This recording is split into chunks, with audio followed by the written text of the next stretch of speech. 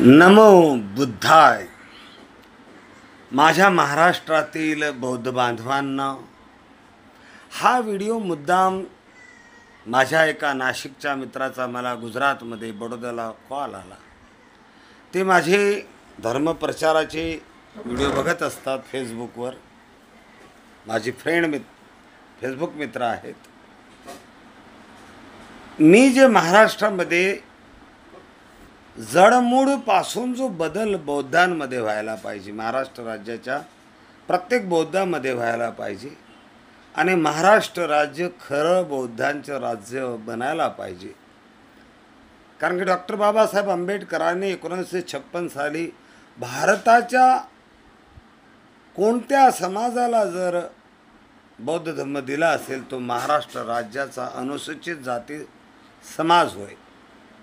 तर महाराष्ट्र राज्य हे भारताचं पहिलं राज्य बनायला पाहिजे की जिथे बौद्धांची संख्या भरपूर असेल, जिथे आचरणामध्ये बौद्ध धर्म असेल, वैचारिक परिवर्तन जिथे झालेलं असेल, व्यावहारिक परिवर्तन माणसात जिथे झालेलं असेल, जिथे आचरणशील बौद्ध समाज दिसायला पाहिजे, ते राज्य महाराष्ट्र राज्य असायला पाहिजे होतं. परंतु आपण बघतो की महाराष्ट्र राज्यामध्ये बौद्धांची जेवढी बौद्ध स्वतःला मानणाऱ्या लोकांची जेवढी संख्या आहे तेवढी बौद्धांची विधिवत बौद्ध धर्मीयांच्या जनसंख्येत तेवढी संख्या दिसत नाही. का की सर्वांनीच हिंदू महार अधिक प्रमाणात लावलेला आहे. 2% लोक असे असतील की ज्यांनी धर्म बौद्ध आणि जात ही बौद्ध लिहिलेली असेल. बाकी 98% लोक हिंदू महारच लिहिलेले आहेत. ज्यांच्या सरकारी डॉक्युमेंटवरच हिंदू महार आहे ते बौद्ध कसे हा प्रश्न निर्माण होतो. त्यानंतर महाराष्ट्रामध्ये आचरणामध्ये बौद्ध धर्म दिसत नाही. वैचारिक व्यावहारिक परिवर्तन झालेला बौद्ध तिथे दिसत नाही. मोठे मोठे समारंभ होतात बाबासाहेबांच्या नावाने, बुद्धाच्या नावाने, फार मोठे धम्म संमेलन होतात, परंतु आचरणामध्ये परिवर्तन झालेलं नाही आहे. अधिकतर बाया आजही अंधभक्त आहेत, देवदेवतांची पूजा करतात. काही घरांमध्ये बाबासाहेबांच्या आजूबाजूला देवीदेवता असतात, खंडोबा विठोबा असतो. अशी परिस्थिती महाराष्ट्राची आहे. असे का? तर 1956 नंतर महाराष्ट्र राज्यात गावोगावी तालुका पातळीवर, जिल्हा पातळीवर बौद्ध दीक्षांचे मोठे समारंभ आयोजित होऊन लोकांना बौद्ध धम्माची दीक्षा देऊन विधिवत त्यांना बौद्ध करायला पाहिजे होतं, जे झालेलं नाही. लोकांनी पांढरे कपडे घालून हातात पंचशैलेची ध्वजा ठेवून 22 प्रतिज्ञा घेऊन विधिवत बौद्ध धम्माची दीक्षा घेतलेलीच नाही. तर मग ते कसे बौद्ध? मग असे लोक बौद्ध धर्माचं अध्ययन करतील तर कशाला करतील? बौद्ध धर्माचं अध्ययन करायला पाहिजे, धम्म जाणून घ्यायला पाहिजे, ही वृत्ती त्यांच्यामध्ये निर्माण व्हायला पाहिजे. ती कशाला निर्माण? ती झालीच नाही. 22 प्रतिज्ञाचे काटकोर पालन झाले पाहिजे, तेही होत नाही. ते का नाही होत? की ते विधिवत बुद्ध धम्माची दीक्षा घेतलेले लोकच नाही. पांढरे कपडे घालून 22 प्रतिज्ञा त्यांनी घेतलेल्याच नाही. अशा लोकांशी कडून तुम्ही आचरणशील बौद्ध बनण्याची अपेक्षा करणार, जाणकार, धर्मजाणकार, शीलवान, गुणवान बौद्ध बनण्याची अपेक्षा कराल तर ती चुकीचीच आहे. कारण की आधी त्यांना तुम्ही बौद्ध बनवलेच नाही. तुम्ही आजूबाजूला विचारा, तुमच्या स्वतःच्या आजूबाजू जे लोक राहतात, जे बौद्ध म्हणतात स्वतःला, त्यांना विचारा तुमच्या वडिलांनी विधिवत दीक्षा घेतली होती का? तुमच्या वडिलांच्या दीक्षेचे प्रमाणपत्र आहे का? त्यानंतर त्यांनी तुम्हाला विधिवत 16 वर्षामध्ये किंवा 9 वर्षामध्ये बौद्ध धम्माच्या पद्धतीने विधिवत दीक्षित केले का? आणि तुम्ही विधिवत दीक्षित झालात का? तुमचे प्रमाणपत्र आहे का बौद्ध झाल्याचे? तुम्हाला दिसणारच नाही. कारण की प्राथमिक बाबत जी असते बौद्ध बनण्याची, ख्रिश्चन धर्मामध्ये बाप्टिस्ट नावाची विधी असते. ती विधी झाल्यावर तो मुलगा 9 वर्षाचा, 10 वर्षाचा, 15 वर्षाचा मुलगा बाप्टिस्ट विधी पार पाडतो आणि तो ख्रिश्चन बनतो. मुसलमान धर्मामध्ये सुन्नत नावाची विधी करतो 16 वर्षाच्या आत आणि तो विधिवत मुसलमान बनतो. ब्राह्मण, क्षत्रिय, वैश्य या 3 वर्णांमध्ये विधिवत जनोई प्रथेची विधी असते, ती धारण केली जाते. त्यानंतरच तो व्यक्ती ब्राह्मण, क्षत्रिय, वैश्य गणला जातो. महार, मांग, अनुसूचित जातींमध्येही विध्या असतात.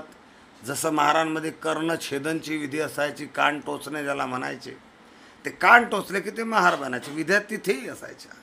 बौद्ध धर्मामध्येही विध्या आहेत. दीक्षाविधी, 9 वर्षाच्या मुलाला दीक्षा द्या अथवा तर तुम्ही 16 वर्षाच्या मुलीला दीक्षा द्या. ही प्रथा महाराष्ट्रात अंमलात आणण्यात आलीच नाही. कोणत्या गावामध्येही सामूहिक 16 वर्षांच्या मुलींना दीक्षा देण्यात येतच नाही. 22 प्रतिज्ञा त्यांच्याकडून वधवून घेण्यात येतच नाही. मग ते कशाला 22 प्रतिज्ञाचं पालन करतील? धर्म शिकवणारे महाराष्ट्र राज्यामध्ये आहेत, परंतु धर्म शिकणारी जनता कुठे आहे? जर धर्म शिकायची तळमळ त्यांच्यामध्ये नसेल, ते शिबिर करायला तयार नसतील, त्यांना धर्म कळणार नाही. ते धर्माचं आचरण कसं करायचं त्यांना ते करणारच नाही. ते खंडोबा, विठोबा, देवी देवता हेच करत राहतील. फार मोठी चूक आहे. प्रतिष्ठेचा सवाल न करता वास्तविकता काय आहे त्या वास्तविकतेला स्वीकार करा. महाराष्ट्रात गावोगावी पुन्हा लोकांना विधिवत दीक्षित करा. तालुका पातळीवर दीक्षित करा. मोठं गाव असेल तर लहान मोठ्या 2-4 गावांच्या लोकांना सोबत घेऊन त्या मोठ्या गावात त्यांना विधिवत दीक्षित करा. 22 प्रतिज्ञा द्या. पांढरे कपडे घालवा त्यांना, तरच ते 22 प्रतिज्ञाचं पालन करणारे बौद्ध बनतील. आणि अशा विधिवत दीक्षित झालेल्या लोकांना प्रमाणपत्र द्या. त्यानंतर त्यांना 3-3 दिवसाचे लघु शिबिर आयोजित करून आचरणाची पद्धत शिकवा. सकाळी उठल्यानंतर ध्यान का करावं, ध्यानाचं महत्त्व का, ध्यानाची प्रॅक्टिस कशी करायची, वंदना का म्हणायची, वंदना म्हणण्याचा अर्थ काय, वंदनेच्या सुत्तांमध्ये धर्मसंदेश आहे म्हणून वंदना घ्यायची आहे. पंचांग प्रणाम का करावे, 4 ब्रह्मचर्यांचे पालन का करावे, 4 आर्य सत्य काय आहेत, आर्यष्टांग. 3 दिवसाचं एका व्यक्तीला कमीत कमी 3 दिवसाचे 3-3 शिबिरं करवा. संध्याकाळी धम्मसभांचे आयोजन सुरू व्हायला पाहिजे. त्या धम्मसभेत सर्व कामाधंद्यावरून आलेले लोक जेवून 1 तास तरी बसले पाहिजे. धम्मश्रवण केलं पाहिजे, तर त्यांच्यामध्ये धम्म उतरेल. नावं तुम्ही बदलले नाही, कारण तुमच्या नाव बदलले नाही. तुम्ही आडनावं बदलले नाही. कोणी मेश्राम आहे, काही तोताराम आहे, कोणी पगार आहे, कोणी कांबडे आहे, कोणी लोखंडे आहे, तर कोणी मुडे आहे, तो कोणी धुळे आहे, तो कोणी थुके आहे, तो कोणी चाटे आहे. हजारो प्रकारचे तुमचे आडनावं. आणि ते आडनावं ही जी संस्कृती सोडण्याचा तुम्ही दावा करतात, त्या संस्कृतीची जातीची ओळख करून देणारे आडनावं, शूद्रातिशूद्र असल्याची ज्या आडनावातून ओळख निर्माण होते, तीच ते आडनावं ते तुम्ही सोडायला तयार आहे. तुमचे आडनावं बौद्ध धर्माचं दर्शन करणारे असायला पाहिजे.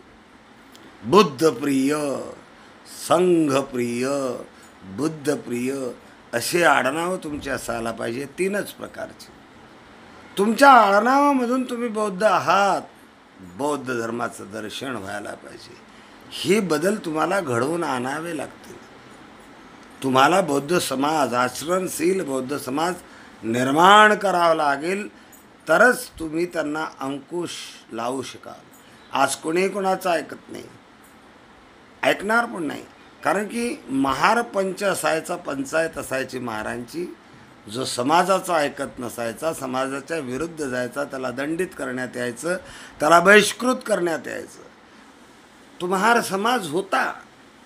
आज तुम्ही ना पूर्ण महार आहात ना पूर्ण बौद्ध आहात. तर बौद्ध समाज तुम्ही बनवलाच नाही, त्याची आचारसंहिता निर्माण केली नाही, दंडसंहिता निर्माण केली नाही, तर माणूस तुमच्या अंकुशाच्या बाहेर गेलेला आहे.